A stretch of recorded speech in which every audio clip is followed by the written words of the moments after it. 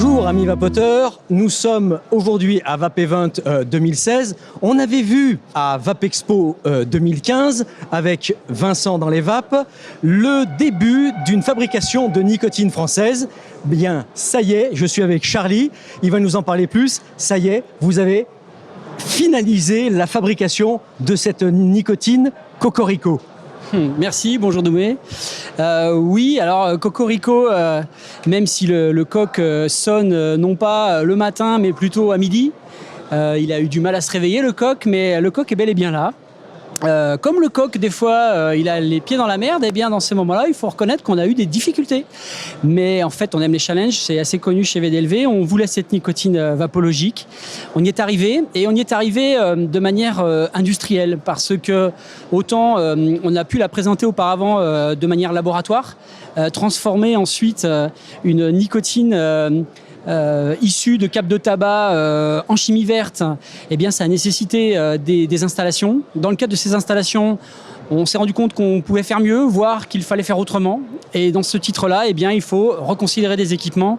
Et malheureusement, ça ne prend pas des jours, ça prend des mois. Et donc, du coup, ça nous a obligés à reporter ce démarrage. Mais on est très fiers d'avoir produit cet été les premières gouttes de nicotine en production industrielle. Et donc, on commence à les intégrer maintenant dans les bases et dans les liquides sur les semaines à venir. Donc, on va, je dirais, enclencher la TPD avec une nicotine produite en France. Eh bien, je dis bravo, ça a été une aventure industrielle. Alors, tu as dit tout à l'heure, la nicotine vapologique. Qu'est-ce qu'elle a de vapologique, cette nicotine? Alors, elle a de vapologique, je dirais, l'esprit. Par définition, une molécule de nicotine, c'est une molécule de nicotine.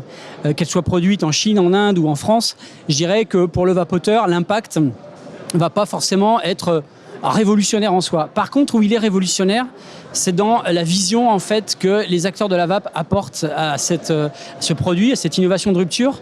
Et il faut savoir qu'on ne l'a pas fait tout seul, on l'a fait notamment avec les institutions quelque part, parce que lorsque vous expliquez votre volonté d'aller au bout d'un processus et qu'une région, la région Aquitaine, pour ne pas la nommer, nous dit nous on croit dans votre projet, on sait que la compréhension de la vape au niveau national c'est compliqué, mais au niveau local on vous croit.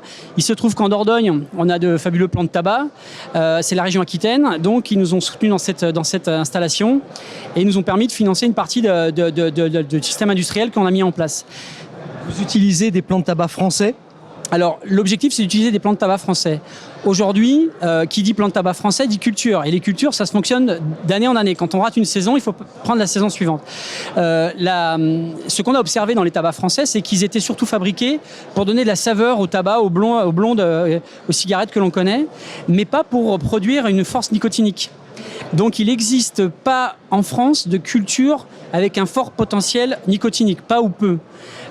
L'idée maintenant, et on arrive à cette étape-là, et j'en suis assez ravi, c'est d'aller chercher les graines des espèces de tabac peut-être un petit peu oubliées dans certaines années, et on va travailler avec des professionnels du plant de tabac pour développer en Aquitaine des plants de tabac dont la force en nicotine sera plus évidente et donc la rentabilité meilleure, parce que si on n'utilise pas des plants de tabac chargés en nicotine, la rentabilité est impactée et c'est presque du gaspillage. C'est pas des tabacs qui sont faits pour ça. Donc autant le faire avec un tabac qui a la vocation de devenir vapologique.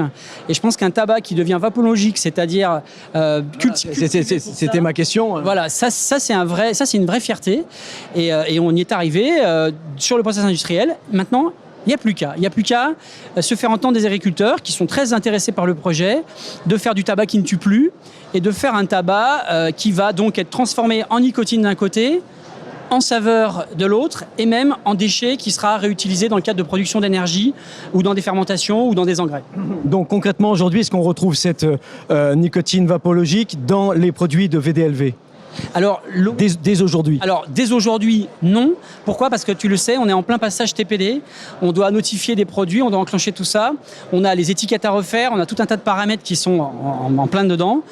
Et puis, on est encore, je dirais, en phase de test, notamment sur les différents grades de nicotine. Ce qu'on a pu observer, c'est que la nicotine faite comme ça en chimie verte a, je dirais, une signature particulière. Alors, on l'avait déjà dit l'année dernière, mais là, maintenant, on la vérifie.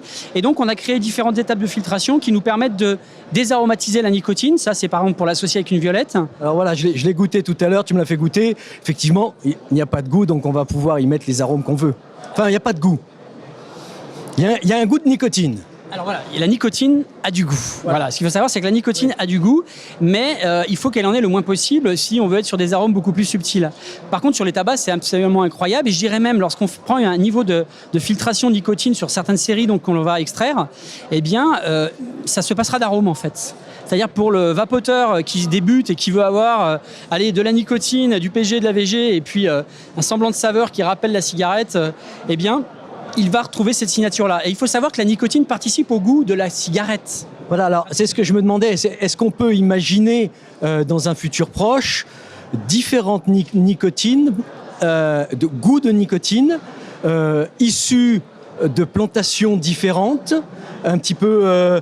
d'un terroir de vin, tout à fait. Voilà, et qui va permettre de donner principalement au goût tabac, plus de force, moins de force, plus de blond, plus de brun.